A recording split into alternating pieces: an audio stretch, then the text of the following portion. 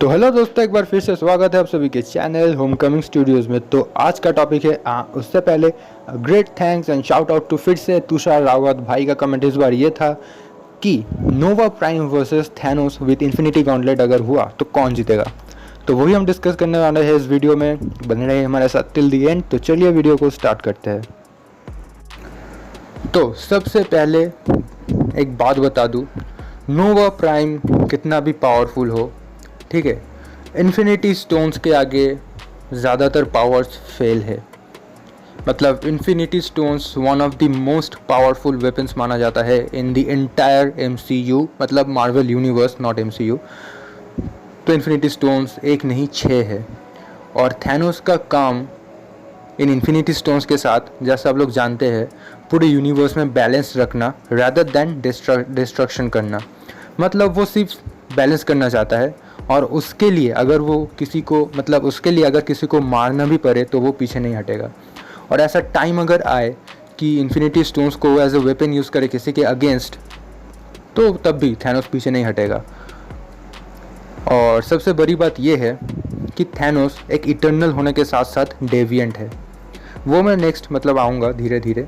तो first of all थोड़ा सा जानते हैं द ओरिजिन ऑफ नोवा। तो दोनों का ही ओरिजिन बताऊंगा, पर फिर से ये एक ओरिजिन वीडियो नहीं है, ये है एक कंपैरिजन वीडियो, इसलिए जिनका भी ओरिजिन बताऊंगा छोटा सा होगा। तो नोवा प्राइम का एक्चुअल नाम है रोमन डे। अभी बहुत लोग ये सुन के बोलेंगे कि भाई ये तो नहीं है।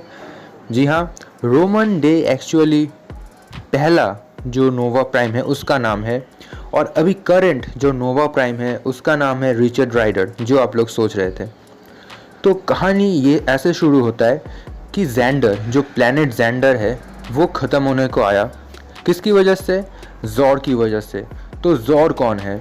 ज़ोर एक इंटरगैलेक्टिक पायरेट है जो वर्ल्ड्स को कब्जा करता है, वर्ल्ड्स को डिस्ट्रॉय करता है, और उसी के चंगुल में फंसा था प्लैनेट जैंडर। और प्लैनेट जैंडर का जो एलिट नोवा कॉर्प्स है, जो आप लोग जानते ही already, movies Guardians of the Galaxy में पता चली है आप लोगों को। तो जैंडर का जो एलिट नोवा कॉर्प्स है, उसी का लास्ट सेंचुरियन था, लास्ट सर्वाइविंग सेंचुरियन था रोमन डे। अगर समझ नहीं आया तो एकदम सीधे शब्दों में, नोवा कॉर्प का लास्ट सर्वाइविंग मेंबर था रोमन डे, जो कि एक्चुअली था द नोवा प्राइम। तो फाइट में बुरी तरीके से इंजर्ड होने के बाद नोवा प्राइम यानी कि रोमन डे ने ये सोचा कि अपना ये जो नोवा प्राइम का पावर है वो किसी और राइटफुल ओनर को इनहेरिट कर दे। मतलब वो नहीं चाहता था कि अपने साथ उसका वो नोवा प्राइम का पावर भी ख़त्म हो जाए। वो पूरे वर्ल्ड को बचाना चाहता था, इसलिए अपने पावर्स को उसने किसी राइटफुल ओनर को दिया, जिसका नाम था रिचर्ड राइडर, जो कि हेम्स्टेड न्यूयॉर्क का रहने वाला है। तो उस बैटल में जैंडर पूरी तरीके से डिस्ट्रॉय हो गया और रोमन डे ज़ोर के ऊपर रिवेंज लेना चाहता था, पर रोमन डे इतनी बुरी तरीके से इंजर्ड था और वो मरने की हालत में आ गया था, और इसीलिए उसके अंदर कोई भी ऐसा पावर नहीं बचा ताकि वो ज़ोर को हरा सके या फिर उसके साथ फाइट कर सके। तो वो जैंडर से एस्केप करके प्लैनेट अर्थ पे आता है, और अर्थ पे आने के बाद या फिर अर्थ के एटमॉस्फेयर में आने के बाद रोमन डे को ये पता चलता है कि उसको ट्रैक किया गया है। मतलब ज़ोर उसको ट्रैक कर रहा था और वो भी अभी अर्थ पे आ रहा है। तो तब रोमन डे ने सोचा कि अर्थ में वो अपने पावर को ऐसे ही दे देगा, और जिसे वो पावर मिलेगा, जो इंसान विलिंग होगा उस पावर को लेने का या फिर वोडी होगा, उसको नोवा प्राइम का अनलिमिटेड पावर मिलेगा। तो ऐसे होता है जन्म नोवा प्राइम का, बेटर टू से रिचर्ड राइडर नोवा प्राइम का। तो अभी चलते हैं द ओरिजिन ऑफ थैनोस, उसके बाद आऊँगा पावर्स। तो ओरिजिन ऑफ थैनोस मैंने ऑलरेडी एक सेपरेट से वीडियो बनाया है अपने चैनल में बहुत दिन पहले, डिस्क्रिप्शन में लिंक दे दूँगा, वहाँ पे आप देख लेना अगर कुछ समझ नहीं आया तो, फिर भी मैं समझाऊँगा अच्छे से। तो चलते हैं द ओरिजिन ऑफ थैनोस। तो थैनोस का जन्म होता है सैटर्न के मून टाइटन पे, और उसका फादर था एक इटर्नल, मतलब वो सारे वो जहाँ पे मतलब टाइटन एक्चुअली पूरा इटर्नल्स है, तो ऑब्वियसली उसका फादर एंड मदर इटर्नल्स ही होंगे। तो इटर्नल्स था, उसके फादर का नाम था एलार्स और उसके मदर का नाम था सुइसैन, और उसका एक भाई भी था, मतलब थैनोस का एक भाई भी था जिसका नाम है एरोस। तो थैनोस इटर्नल था, पर उसके अंदर डेविएंट प्रजाति का जीन्स भी था, इसीलिए उसे मतलब उसका बिहेवियर नहीं, उसका अपीयरेंस, फिजिकल अपीयरेंस एकदम अलग था। तो मेरे ओरिजिन ऑफ थैनोस के चैनल में मैंने इटर्नल और डेविएंट को अच्छी तरीके से समझाया है। तो इटर्नल्स एक्चुअली क्या है? इटर्नल्स देखने में हम इंसान जैसा ही है, एकदम हूबहू, पर ज़्यादा पावरफुल है और ज़्यादा लाइफ स्पैन कैरी करता है। दूसरी तरफ डेविएंट भी पावरफुल है, पर वो इटर्नल्स या फिर ह्यूमंस के जैसा नहीं है। वो काइंड ऑफ मॉन्स्टर्स की तरह दिखते हैं और काफ़ी डरावने भी है। तो थैनोस इसीलिए ऐसा दिखता है क्योंकि उसके अंदर डेविएंट प्रजाति का जीन है। तो शुरू से ही थैनोस पैसिफिस्ट था। अब पैसिफिस्ट का मतलब क्या है? पैसिफिस्ट का मतलब है जो वॉर के अगेंस्ट है, जो वॉर को पसंद नहीं करता, मतलब जो पीस का सपोर्ट करता है जो। तो वो शुरू से पीस को सपोर्ट करता था सुनने में अजीब लगेगा ज़रूर। और जब वो स्कूल में था तो वो सिर्फ अपने भाई और अपने पेट्स के साथ खेलता था।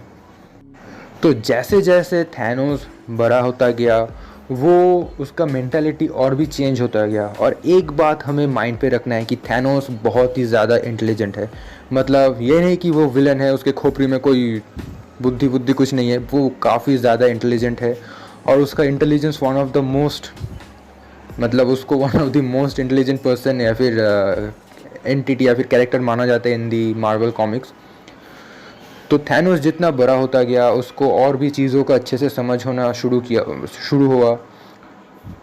वो अपने अंदर जो पावर है उसको ज़्यादा से ज़्यादा एक्सप्लोर करना चाहता था, क्योंकि वो जानना चाहता था कि वो बाकी सब से अलग क्यों है, और बाकी सब उसके ग्रह पे जो बाकी सब है वो उसे एक्सेप्ट, मतलब काइंड ऑफ नेगलेक्ट करके चलते थे, तो वो क्यों।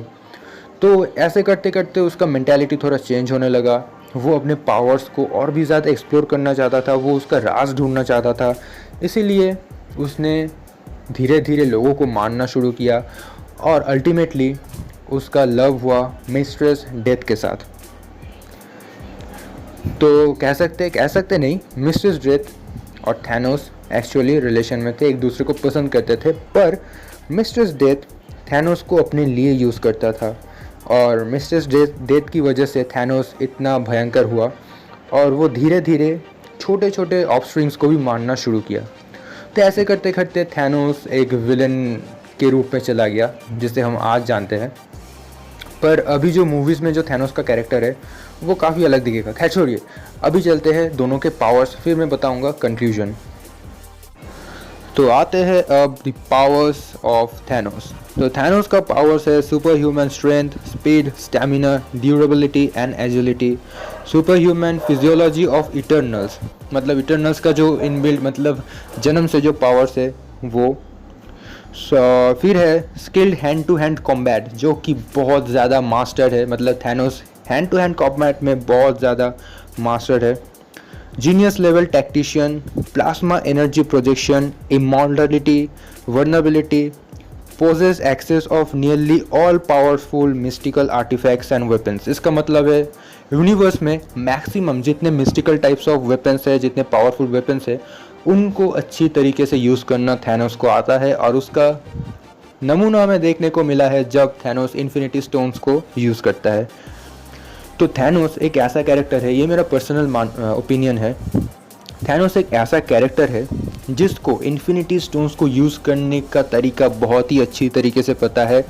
और अकॉर्डिंग टू मी, मेरे ख्याल से थैनोस के अलावा और कोई भी इन्फिनिटी स्टोन्स को ऐसे यूज़ नहीं कर सकता। मतलब जब मैं इन्फिनिटी वॉर या फिर एवेंजर्स एंड गेम जब देख रहा था, तो जब स्पेशली मतलब इन्फिनिटी वॉर, तो मुझे लगा कि इन्फिनिटी स्टोन्स और थैनोस के बीच एक बहुत ही ज़्यादा मतलब डीप रिलेशन या फिर कनेक्शन है, दोनों एक दूसरे को समझते हैं, मतलब ऐसा काइंड ऑफ लगा, ये मेरा मानना है। पर जी हाँ, ये तो मैं मानूंगा और आप लोग भी शायद एग्री करेंगे। कि थैनोस के अलावा ऐसे बहुत ही कम कैरेक्टर्स है या फिर एंटिटीज़ है जो इन्फिनिटी स्टोन्स को इतनी अच्छी तरीके से कब किस सिचुएशन में किसको यूज़ करना है वो थैनोस को बहुत ही अच्छी तरीके से मालूम है। तो अब चलते हैं the powers of Nova Prime. तो नोवा प्राइम का जो पावर्स है वो है flight, super human strength, speed and durability, expert hand to hand combat, ये भी थैनोस के जैसा हैंड टू हैंड कॉम्बैट में काफ़ी माहिर है। फिर आता है जो सबसे इंटरेस्टिंग और हर एक नोवा का उसका पावर है वो ये है कि किसी भी एनर्जी फॉर्म या फिर एनर्जी को वो एब्जॉर्ब कर सकता है और किसी भी टाइप के एनर्जीज को जैसे बोला है अभी एब्जॉर्ब कर सकता है, उसी को वो रिपेल कर सकता है, मतलब उसी को ऐसे ब्लास्ट वो यूज़ कर सकता है। Energy projection and absorption. फिर आता है the ability to exert influence over gravitational force, मतलब ग्रेविटी को डिनाई करके वो उड़ सकते हैं, बेसिकली उड़ना जो है, ठीक है। तो ये जो अभी कंक्लूजन में आता हूँ मैं, तो ये जो सेकेंड लास्ट पॉइंट मैंने बताया कि एनर्जी को एब्जॉर्ब कर सकता है, मैनिपुलेट कर सकता है, तो ये बहुत ही ज़्यादा मायने रखेगा क्योंकि भाई का कमेंट, तुषार रावत का कमेंट जो था Nova Prime versus Thanos with Infinity Gauntlets, मतलब थैनोस के पास इन्फिनिटी स्टोन्स है विद द गॉन्टलेट और नोवा प्राइम के साथ वो फाइट कर रहा है, तो क्या होगा। First of all, first point, Thanos के पास one of the most powerful power source का एक ज़रिया है जो कि है द 6 इन्फिनिटी स्टोन्स। तो हर एक इन्फिनिटी स्टोन्स का काम अलग अलग है, जैसे सभी जानते हैं, ये नया बोलने का कोई बात नहीं है, हर एक इन्फिनिटी स्टोन का काम अलग अलग है, ठीक है। तो बहुत सारे ऑप्शंस है थैनोस के पास कि वो कैसे पावर्स या फिर कैसे वेपन्स नहीं, कैसे पावर्स को यूज़ करेगा नोवा के अगेंस्ट। तो वहीं पे नोवा के पास कुछ लिमिटेड पावर्स है, वो लिमिटेड पावर्स ही काफ़ी ज़्यादा पावरफुल है कि वो थैनोस को काफ़ी ज़्यादा बड़ा टक्कर दे सकता है, ठीक है।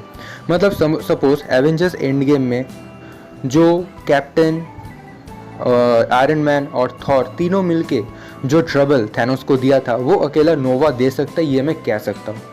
नोवा के पास इतना पावर है, पर end of the day winner होगा मेरे ख्याल से थैनोस, क्योंकि थैनोस इन्फिनिटी स्टोन्स के अलावा भी बहुत ही ज़्यादा पावरफुल है, ठीक है। उसे कुछ कोई मायने भी नहीं रखता, उसने इन्फिनिटी स्टोन्स लिया था ताकि वो पूरे यूनिवर्स में बैलेंस ला सके।